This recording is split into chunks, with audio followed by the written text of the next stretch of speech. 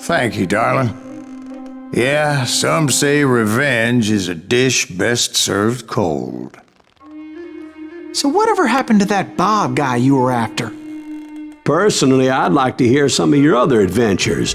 Like, I don't know, do you ever go toe-to-toe with a red man?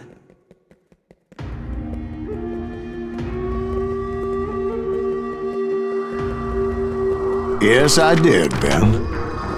I remember once I was after this renegade Apache, Grey Wolf. Strangely enough, revenge was also his primary motivation.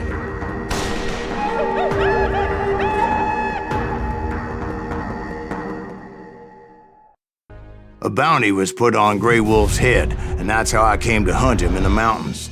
Mountains so high they tickled the nether regions of heaven.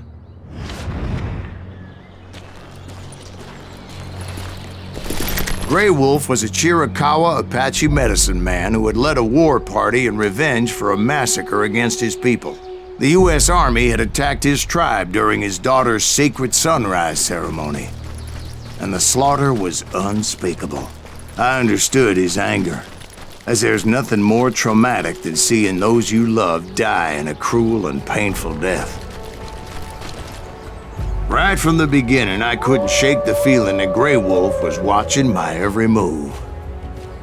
He led a band of young Apache warriors who wanted retribution and were more than willing to die for him.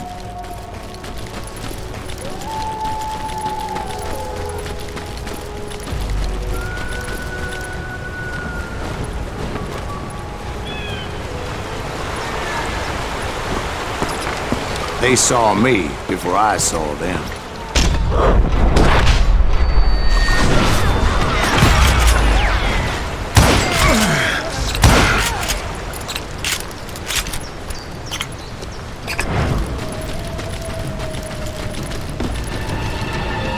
Crossed my mind that maybe this wasn't such a good idea.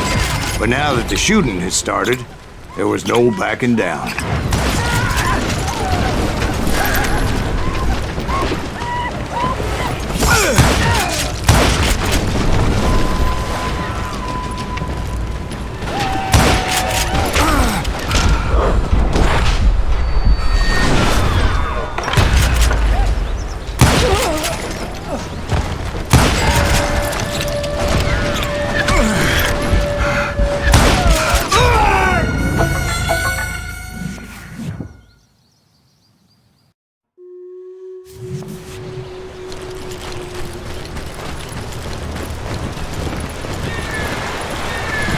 They saw me before I saw them.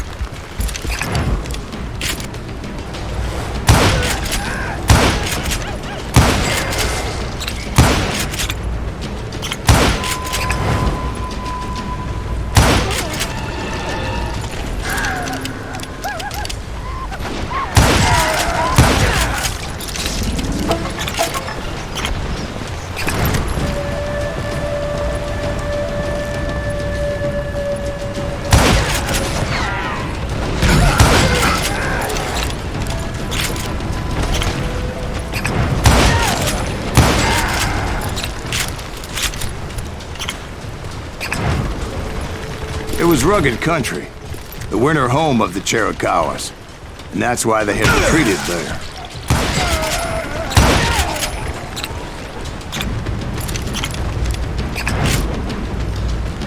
I admit to having some regrets about going after them the way I did. But then again, I got a lot of those.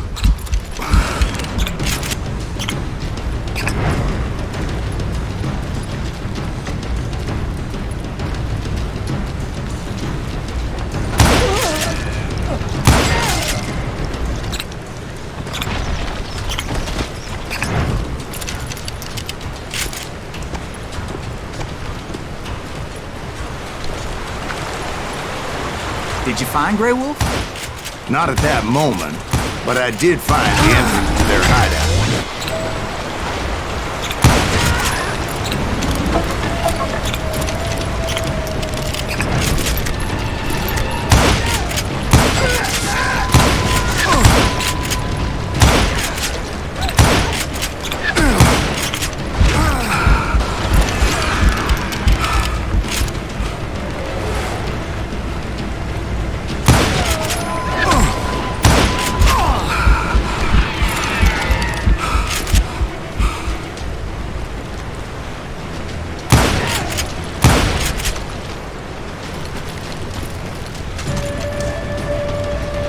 deep crevice that led to a deeper cave.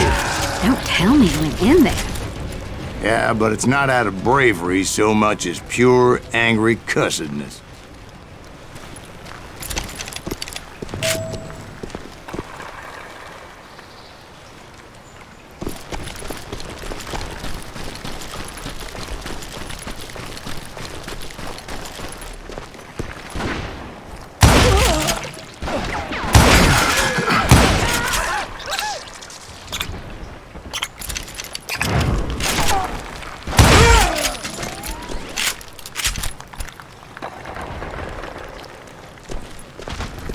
See, back then, I had a stubborn streak a mile wide, and I wasn't about to back down. So it was like pitch black in there? Actually, it was pretty well lit, as they had torches on the walls.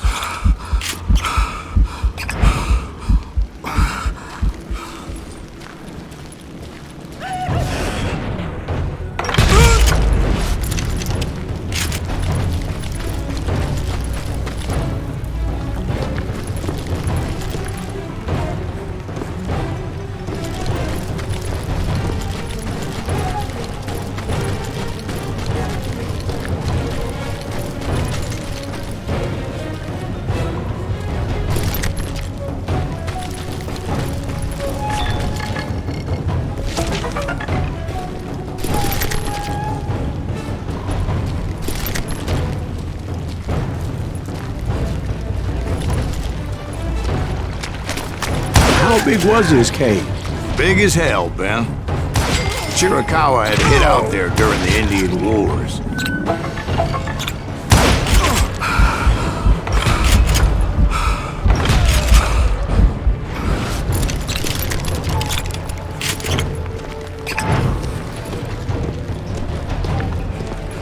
They thought it was haunted with the ghosts of those murdered by the horse soldiers.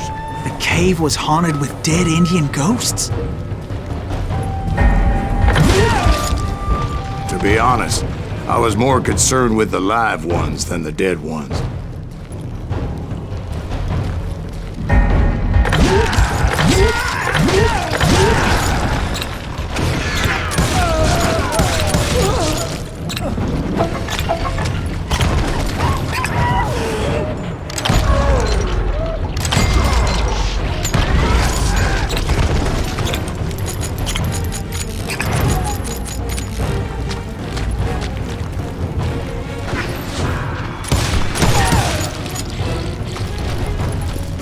How come you know so much about Indians? A few years back, I was married to two Mescalero women.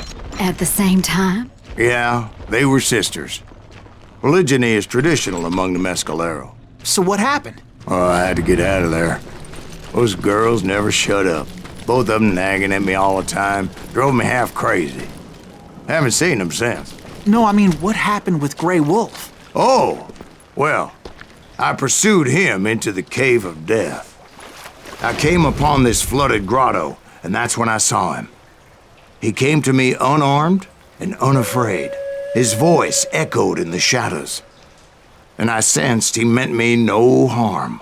You carry great darkness in your heart, and if you do not release it, it will claim your soul. The sound of his voice put some kind of ancient Indian spell on me. As his story unfolded in my mind, You will come to this place again and kill many more men, and the darkness will grow until it consumes everything that you are. The soul would have no rainbow if the eye had no tears.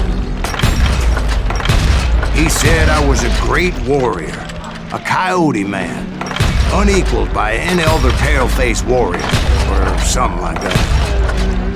The snakes will bite shadows of your past until a venom poisons your heart, and an echo of the song of the dead summons the spirits deep from within the mountains. I didn't quite get what he was saying, but there was definitely snakes. And indeed, his warriors surrounded me and attacked me like hungry wolverines. They couldn't stop me, though, and Grey Wolf wasn't in the mood for idle talk.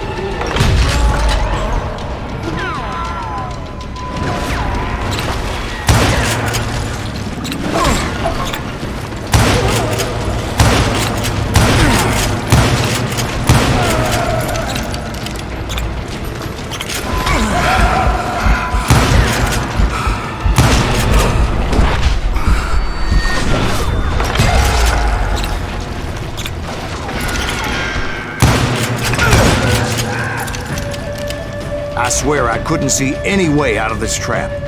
But suddenly, one just appeared, kind of like a miracle.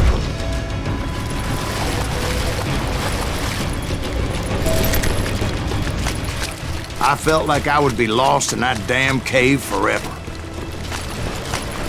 Finally, I found myself back outside, perched on the edge of a precipice, overlooking a thundering whitewater river. To get where I was going required several leaps of faith, but no way in hell I was turning back.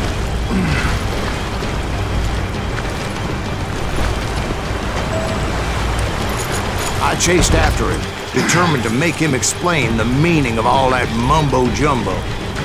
Mumbo-jumbo is right. Are you making this all up as you go? A few details may be fuzzy, brother, but I am relating exactly what happened to me. There were dozens of Apache warriors aiming at me from on high. Dozens? Well, maybe not dozens, but there was a lot of them. At least 3 or 4. Well, more than that, little lady.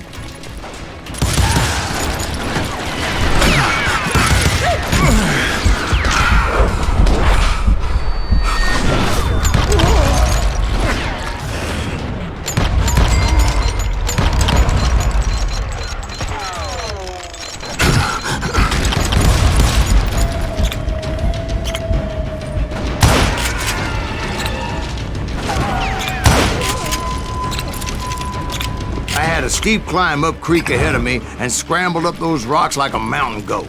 I was determined to locate Grey Wolf and find out exactly what the hell he was trying to tell me. And wouldn't you know it, that crafty son of a bitch led me right into a trap. What kind of trap? Well, son, there had to be at least 100 Apaches surrounding me. 100? God be my witness. Oh, come on. Who are you kidding? Hey, I believe you. Come on, tell us how it ended. All right, but I'm not gonna drag this out. Where were we? You were surrounded by 100 Apache warriors. Well, I didn't take the time to count them exactly, but there were a lot of them.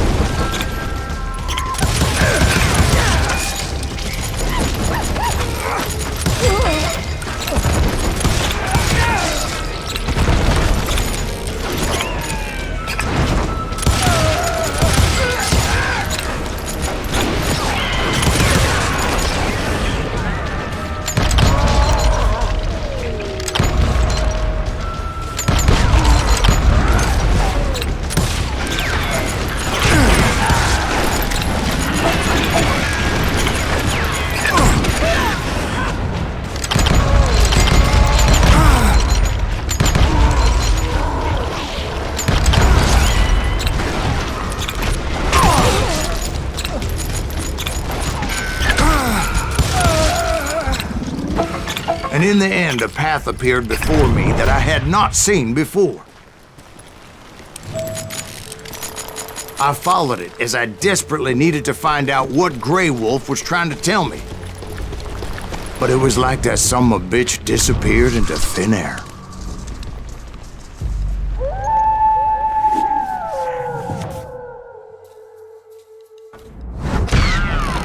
Never did find him. And never did collect my goddamn bounty. Thank you, darling. It's interesting how the truth can sometimes seem, might malleable, depending upon your point of view. Like how those dime novels make you out to be something you're not? Jack, don't be starting trouble. No, he's right. They do tend to exaggerate. Did they exaggerate your part in taking down the Daltons? Well, I was there in the flesh, boy, so I saw what happened firsthand.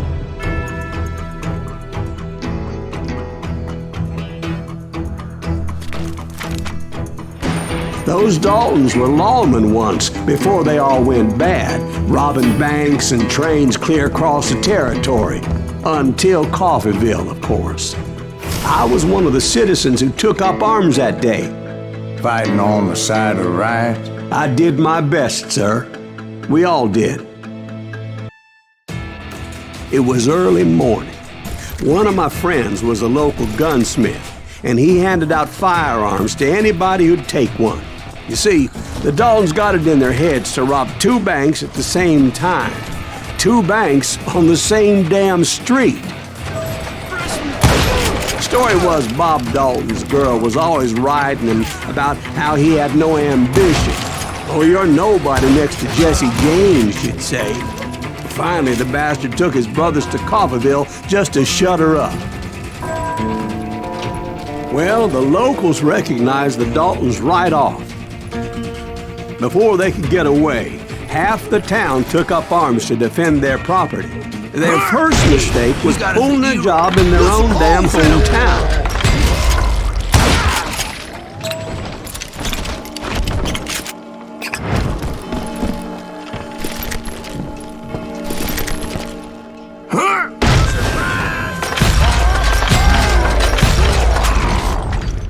The brothers paid dearly for their stupidity, but everybody knows they had it coming. There's more to it than that. I read all about that day, so I know for a fact that it went down very differently. First of all, it was high noon. A posse of U.S. deputy marshals were on the rooftop across the street. Get ready, boys. They're gonna make a move. The lawmen had been tracking the Daltons for months, and now they finally had them dead to rights. Among them was a bounty hunter feared by many a lawbreaker. Here we go. This man had no intention of letting the Daltons slip away. The marshals tried to get the Daltons to surrender. They'll give up eventually. We just gotta wait to send the bitches out. This bounty hunter knew that the brothers were far too proud to ever lay down their guns.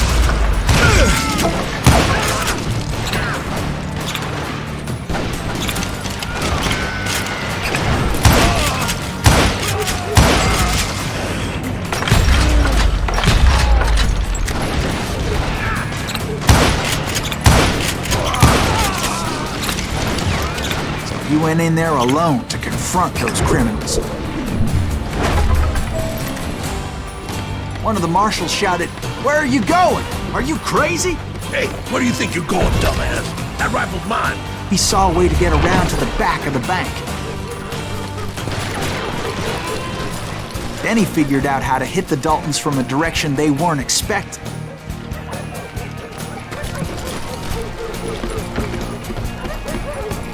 From above. Fortunately, a water tower was right there. A moment later, he was climbing up a steep ladder, laughing at danger as he did. It was brave men like him who risked their lives to tame this wild country.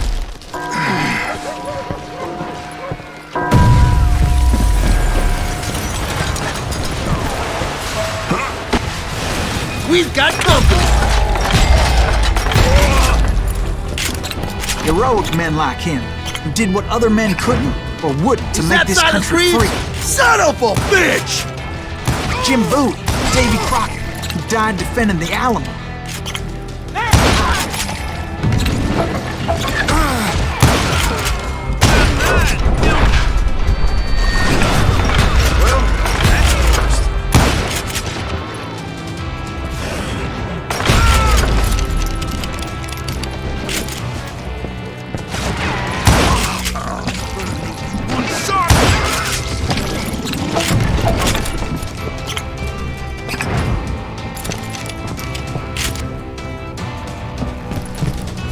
Over there!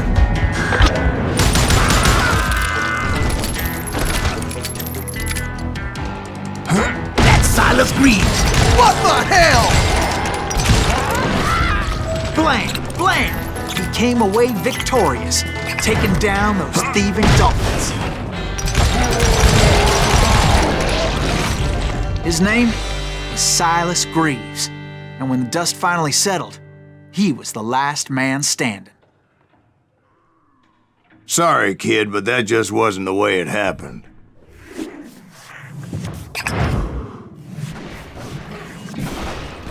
It was early evening, not high noon.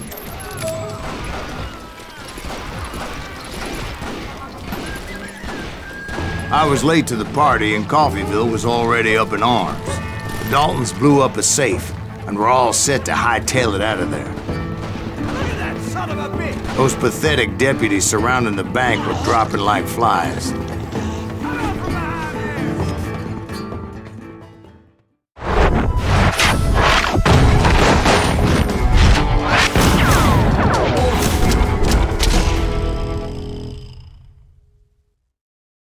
I had been tracking those jokers for months, waiting for them to do something reckless. Finally, they did. Those stupid bastards decided to rob 2 banks at the same time in the same town where everybody knew them. But they still had friends in Coffeyville.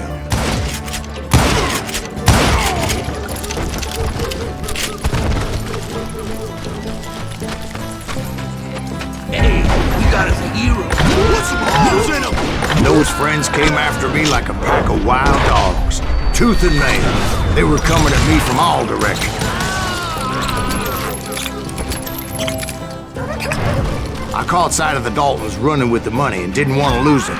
Problem was, they knew the town better than I did. And to top it off, I found myself in the middle of another shootout entirely. Get out of here. Did the Daltons hole up in somebody's house?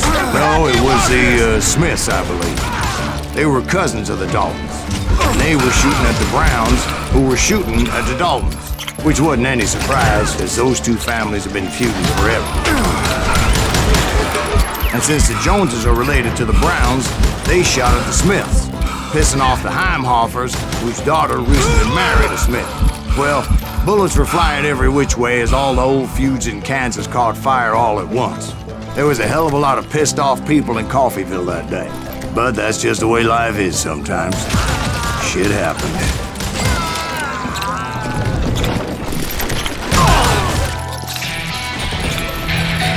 The Dalton boys knew I would never give up. Those Daltons weren't the sharpest knives in the drawer, but they always stood together. They set a trap to slow me down and allow at least 2 of them to escape. The 3rd brother stayed behind to plant me, just in case that trap of theirs didn't work.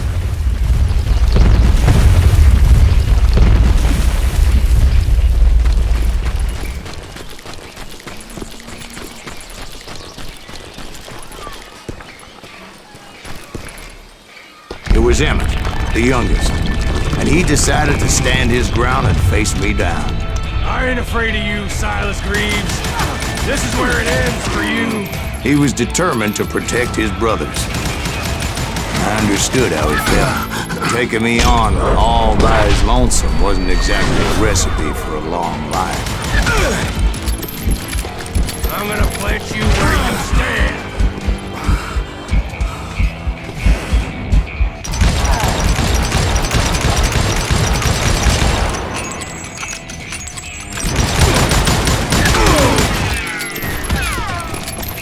Getting by me, Greaves.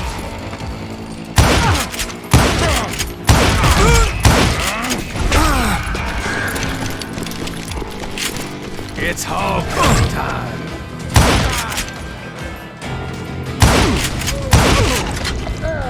But Emmett Dalton survived the robbery in Coffeyville. He's the only Dalton who did. They say he was shot 23 times. Well, Dwight, who do you think put all those damn holes in him?